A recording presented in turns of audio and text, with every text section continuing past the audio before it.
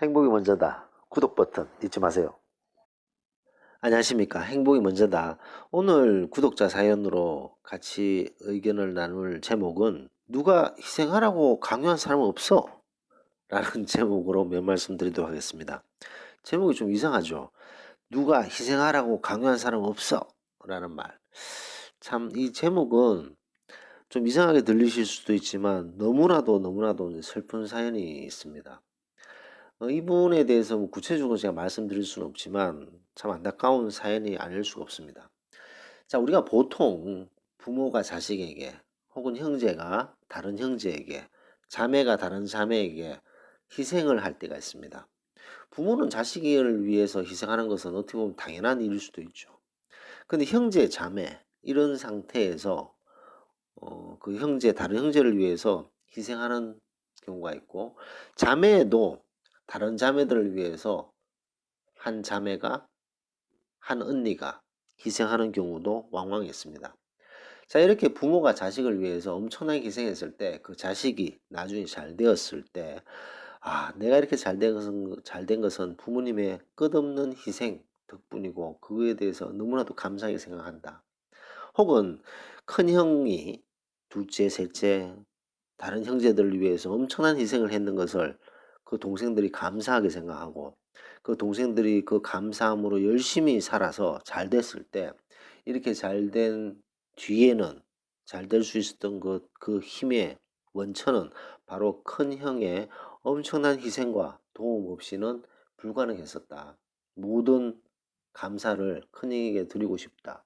혹은 큰 언니에게 드리고 싶다. 이런 식으로 그 희생을 하신 사람, 형제를 위해서, 자매를 위해서, 혹은 부모를 위해서, 자식을 위해서 희생했던 사람의 그 희생을 감사하게 생각하고, 고맙게 생각하고, 평생 큰 은인으로 생각하는 그런 가족들이 많죠.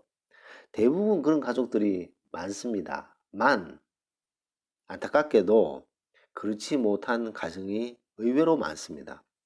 그렇지 못한 가정에서 그 가정에 무거운 짐을 어깨에 지고 부모를 위해서 혹은 형제를 위해서 혹은 자기 자매들을 위해서 엄청난 희생을 한 거죠.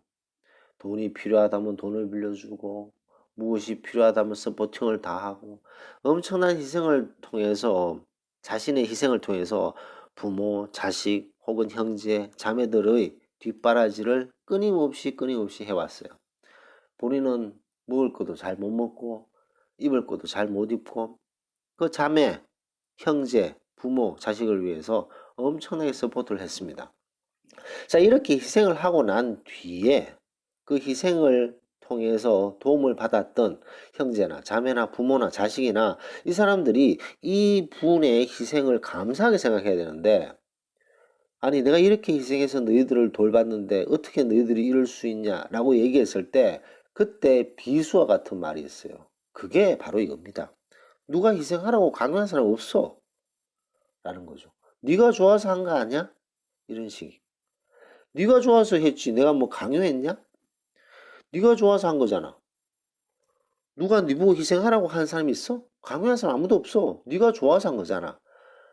라는 너무나도 아픈 비수 같은 그런 말을 던지는 형제도 있고 자매도 있고 부모도 있고 자식도 있다는 거죠. 부모가 모든 희생을 다 쏟아서 자식에게 했는데 자식이 기껏 하는 소리가 뭐 그렇게 희생하라고 했어요? 아버지 어머니가 좋아서 그러신 거 아니에요? 이런 식으로 얘기하면 그 부모는 억장이 무너지겠죠. 형제 자매를 위해서 엄청난 희생을 했는 큰형 혹은 큰언니가 그렇게 희생했는데 나중에 그 동생들이 그 희생의 단 열매를 다 따먹었던 동생들이 누가 희생하라고 강요한 사람 아무도 없는데 네가 좋아서 한 거 아니야? 그런 식으로 얘기할 때 그 괴로움과 자괴감은 이루 말할 수 없다는 겁니다. 근데 이렇게 참 선하신 분들이 보면요. 희생을 할 때 끊임없이 희생합니다. 부모를 위해서, 자식을 위해서, 형제를 위해서, 자매를 위해서 본인의 가진 것 모든 것을 희생하면서 그 사람들을 도와주려고 서포트를 하려고 노력을 하는 거죠. 본인 자신은 점점 만신창이가 되어감에도 불구하고 그래도 본인의 이 어깨에 무거운 짐을 책임으로 느끼고 본인이 희생하면서 이 사람들이 이런 가족들이 좀 더 편해질 수 있다면 자기가 희생해도 좋다. 그런 마음으로 끊임없이 희생한 사람들입니다. 마음이 너무나도 선한 사람들이죠. 근데 그런 사람들에게 비수와 같은 누가 희생하라고 강요한 사람 없어. 네가 좋아서 한 거 아니야. 라고 비수, 너무나도 날카로운 비수를 던지는 그런 가족은 가족이라고 할 수 있을까 싶습니다. 이렇게 안타까운 아픈 상처를 받았는 분들이 다시 치유를 해야 되고 다시 일어서야 되는 거죠. 자, 이제 그만큼 희생하시고 그만큼 가족을 위해서 봉사하시고 희생을 해서 가족들한테 기껏 듣는 얘기가 누가 희생하라고 강요한 사람 없고 네가 좋아서 한 거 아니야 이런 얘기를 들었다고 해서 괴로워하거나 자괴감 느끼실 필요가 이제 없으십니다. 이제 어깨에 있던 그 무거운 짐을 이제 훌훌 털어버리십시오. 어떻게 보면요, 누가 희생하라고 강요한 사람 없어. 네가 좋아서 한 거 아니야. 이렇게 얘기해 준 것에 고맙다라고 생각할 필요가 있지 않나 생각됩니다.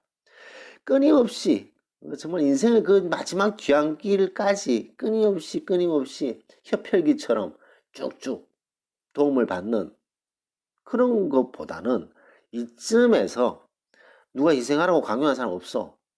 네가 좋아서 한 거 아니야. 이런 식으로 비수를 보내더라도 끝낼 수 있기 때문에 이 무거운 어깨의 짐을 털어버릴 수 있기 때문에 그래, 내 할 일은 다 했다. 내 할 일은 이쯤에서 다 된 것 같다. 그래, 고맙다. 이제 내가 할 책임은 모든 것이 끝났다. 이제 나는 오롯이 나를 위해서 살겠다. 이제는 형제나 자매나 부모나 자식을 위해서 살지 않고 일단 나부터 돌보겠다.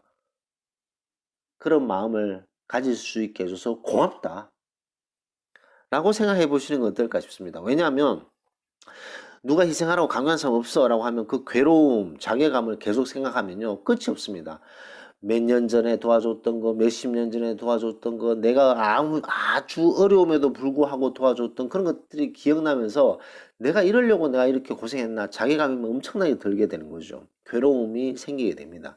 자, 근데 이쯤에서 끝내게 해줘서 고맙다 라는 마음을 가지고 이제는 오롯이 본인 당신을 위해서 사셔야 된다는 것을 강조하고 싶습니다. 제가 그 60대에 가장 후회하는 10가지, 그 다음에 죽기 전에 사람이 가장 후회하는 10가지, 여기에 대해서 동영상을 올린 적이 있습니다. 60대가 가장 후회하는 10가지 중에 첫 번째는 뭐 건강, 뭐 이런 거죠. 왜냐하면 60대는 건강한 사람과 건강하지 않는 사람 차이가 나기 때문에. 근데 죽기 전에 가장 후회하는 10가지의 1위가 뭔지 아십니까? 제가 동영상 올렸는데, 자기 자신을 돌볼 걸, 남 좀 신경 덜 쓰고 살 걸, 그겁니다. 거기는 건강에 들어가 있잖아요. 죽기 전에는 좀 건강하게 살 걸, 이런 건 들어가 있지 않습니다. 60대에 가장 후회한 것에서는 들어가 있지만 죽기 전에는요, 내가 왜 내 자신을 좀 더 돌보지 못했나, 왜 내가 남들 신경 쓰면서 살았느냐, 이게 가장 후회하는 것의 탑이라는 거죠. 자, 이제 누가 희생하라고 강요하는 사람 없어. 네가 좋아서 한 거 아니야. 이 말에 더 이상 괴로워하지 마시고 더 이상 자괴하지 마시고 그래, 이쯤에서 끝내게 해줘서 고맙다. 이제부터는 내가 오롯이 내 자신을 위하고 내 자신을 위해서 이제 희생하겠다. 희생도 아니고 내 자신을 위해서 살겠다. 그렇게 마음을 먹는 것이 괴로워하고 자괴하는 마음을 들게 하지 않을까 싶습니다. 참 우리나라에 보면 이렇게 참 선하신 분들이 많으세요. 정말 형제, 자매, 외국 같으면 있을 수 없는 일이잖아요. 물론 그런 사람도 간혹 있겠지만 외국에서 뭐 형제, 자매를 위해서 끊임없이 희생하는 사람들 거의 없습니다. 다 자기 팔 자기가 흔들죠.